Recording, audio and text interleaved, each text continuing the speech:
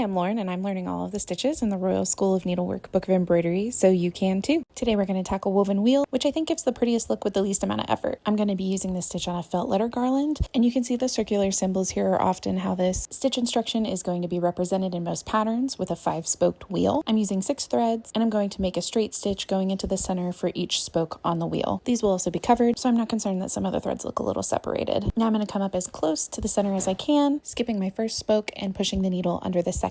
And I'll continue like this for the rest of the weave, going over and under every other spoke. Now you do want to be really careful not to snag your thread when you're pulling through or pulling too tight once you start getting into your 3rd or 4th layer, since too much tension can cause all of your weave loops to cinch in and overlap. I also wouldn't recommend weaving multiple times before pulling your thread all the way through. Now to hide my little spokes, I'm going to move the thread similar to if I was going to tuck it under the next spoke, but instead I'm actually pulling the needle all the way through the fabric and then coming back up slightly under the stitch I just made and going another piece of the pie, tucking my needle under the threads and into the fabric just after that next spoke. And again, you'll just want to be mindful of pulling too tight and making sure you're not scrunching all of your layers. And now we're done with our first little rosette. I mentioned at the beginning that 5 spokes is the most common, but technically you can use as many as you want as long as the count of spokes is an uneven number. So when I'm going smaller, I definitely prefer 3 just to make it a little easier on myself. And as you can see, it's not that big of a difference. Once I'm done, I also like to go through and kind of fluff up my layers with a needle like this. That's definitely just a personal preference though. I think separating the layers gives it a little bit more of an organic dimension, especially if your center is a little more tightly drawn than the outer edges. I still have to add the backing to my letter, but here's what it looks like with the stabilizer washed off. Even though the stabilizer has been completely dissolved, I do think that the adhesive stiffens the stitching a little bit, which makes it less vulnerable to touch. And as always, if you're interested in the book or need more supplies, links are in my bio.